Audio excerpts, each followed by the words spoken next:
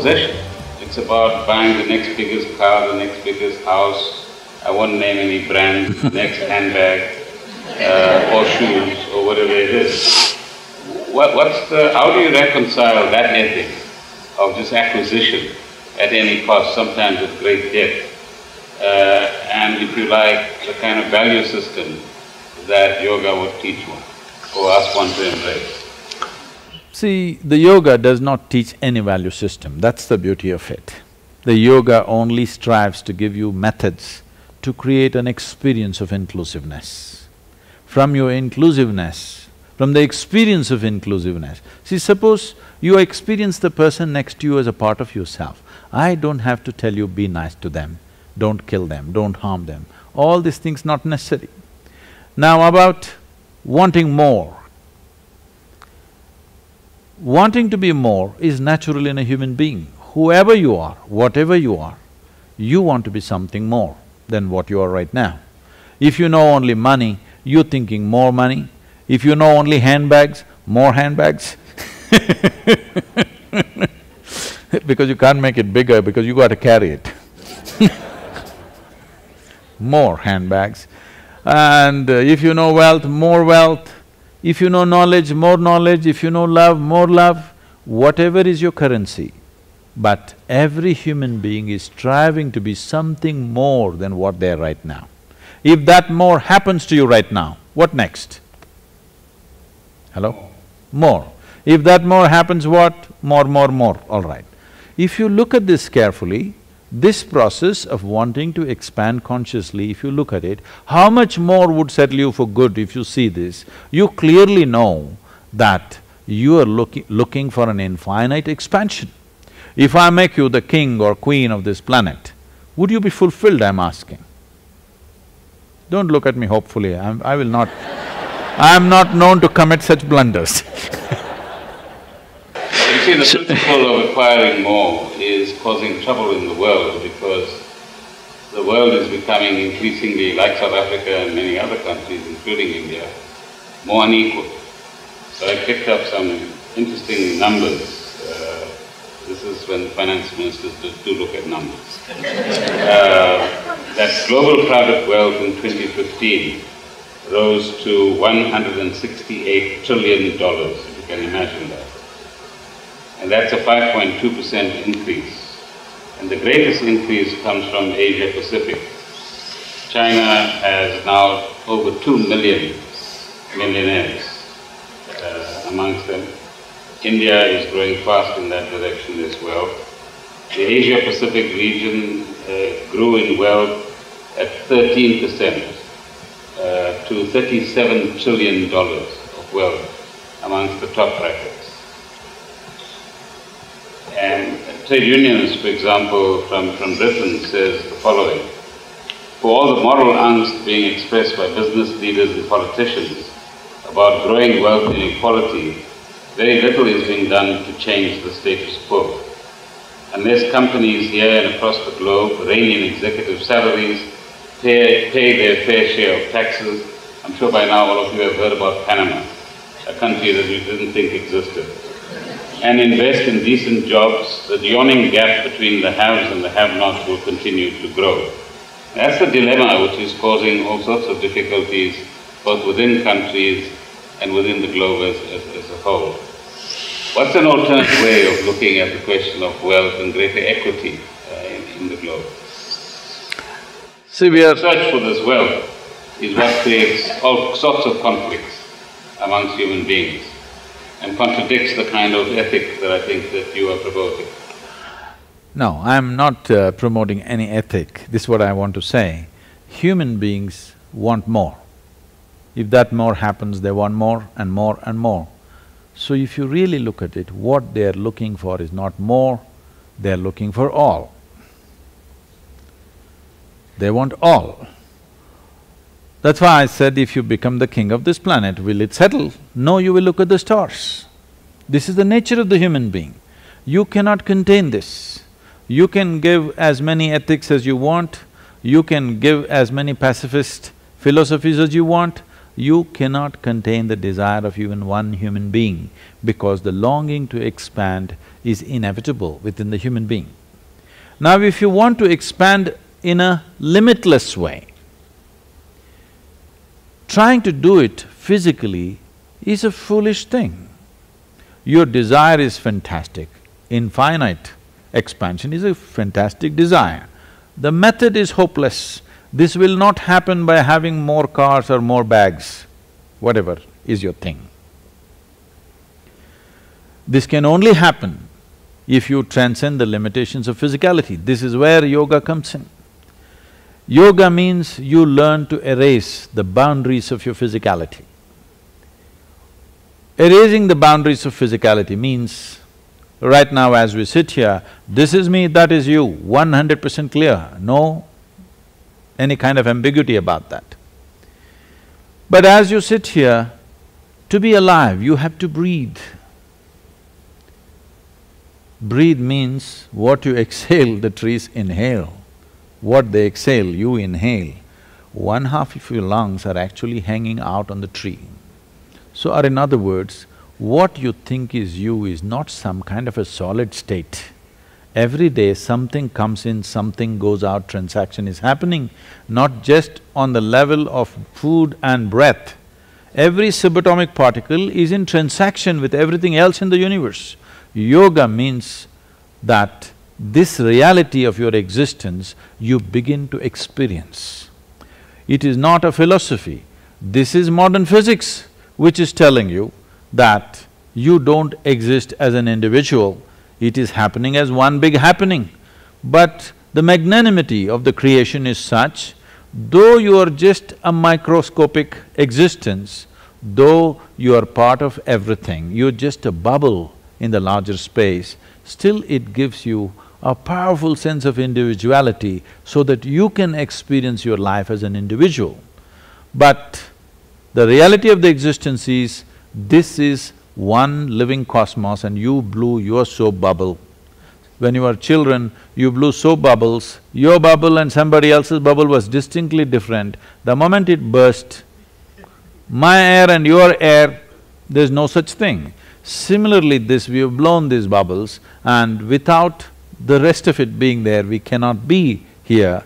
So knowing this experientially is yoga, that you understand, not intellectually, but experientially, you know that your existence is not individualistic, but it's universal. So, this economic disparity is happening because people are trying to fulfill this aspiration of wanting to be something more, something more, something more, because they don't know anything else, they're going through money right now. Because the disparity and the rise of wealth in certain countries, whatever, is… See, one thing we must understand. In the last 100 years, no new imports have happened to this planet from outside. Do you agree with me? Little exports have happened, some spacecrafts and others have gone, but no imports have happened, no major asteroids have come in to add to us. So we are the same amount. There's a very beautiful incident which happened in 2008, when the recession was just hitting, which we were discussing just before this. An American delegation went to China. I happened to be in the economic forum at that time, and I saw the entire American delegation was carrying, a mile-long faces, all in a state of depression because they had a few billions less than before. What they had 4 months ago, a few billions less, so they were all miserable. So they asked me to handle a session called Recession and Depression at the World Economic Forum. So I said, recession is bad enough, now you have depression. The way we have structured our economic engine, the way we have structured the economy of this planet right now is such, if you fail, you will be depressed. If you succeed, we will be damned for good. Yes. So I said, it's better you're depressed. At least you can sit down and think, what are we doing wrong? No more has happened on the planet. We've just turned one thing into another, another thing into another. Nothing more we have added to the planet, right? So our delegation went to China, American delegation, and they were all in a state of depression. So a Chinese wise man gave them a lesson. He took a chair and placed it in front of a mirror. And he said, see, there are two chairs now, one here, one in the mirror. He went and stood between the chair and the mirror and said, now there's only one chair, and now you're depressed. There always was only one chair. There always will be only one chair. But in the marketplace, you can place two mirrors and create 10,000 chairs or 1,000,000 chairs if you want. But there has always been only one chair. Let's learn to sit on it properly. Let's make sure everybody can sit on it somehow. So this wealth creation, generation, disparity, all said and done, I am not saying it needs to be fixed, yes, it needs to be addressed, definitely. But one thing is clear, all of us, compared to how our parents were living, materially, we are living better than them, yes or no? Please, you must admit. Compared to our grandfathers, we are living way better than them, yes or no? Compared to our great-grandfathers, we are living way, way better than them.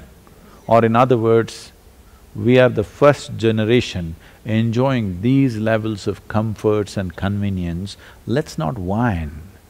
Let's strive to do what we want, but we can do it joyfully.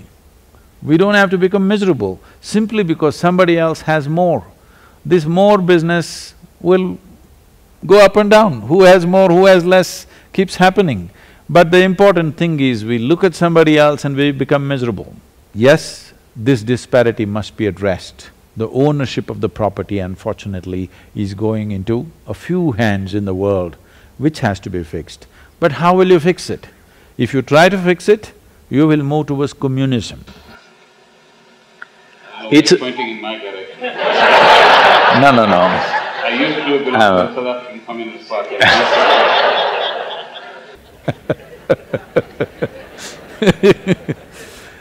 And now I can firmly point at him. So, communism is a fantastic idea. There's no better idea in terms of economics, that everybody by his need, not by his greed, so fantastic. When Marx came up with this idea, many people around the world, all right-thinking people got very excited about this around the world. Marx predicted United States of America will become the first communist country in the world. How wrong he was. The word communist is the worst thing that you can say to a person in United States today. Particularly in the 1950s. Even now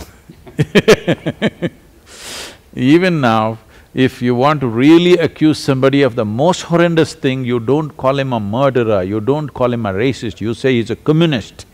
That's the worst thing. No, that happened in South No, now I'm not pointing at you. No. I'm pointing down here. That's what we were called in South Africa, yes. Whether you were there or not. So, this happened. Mark Twain was so excited about this communism, so he went to Russia. So he was walking in a country road and he saw a country gentleman with two hens under his arms walking. So he caught up with him and said, comrade, is it true? Are you a communist? He asked. He said, yes, I am a party member. So is it true that if you had two bungalows, you would give away one to somebody who doesn't have? He said, of course, I'm a party member, I would do that. He asked, if you had two carriages, would you give away one to somebody? He said, of course, I hold office in the party in my village, I would definitely do that. If you had two chicken, would you give away one to somebody? He said, what the hell, this is all I have. So, what was a fantastic idea became a ridiculous thing in practice because people who had nothing wanted to share. When people who have something want to share, it'll become a beautiful thing. I have a lot and I want to share, this would become a beautiful thing in the world. But people who had nothing, the poorest of the poor societies, they took to communism because they got nothing to share. But if the richest became communist, what a wonderful world we would have created. This was the vision of Marx. But unfortunately, he might have known a lot about economics, but he misjudged human beings.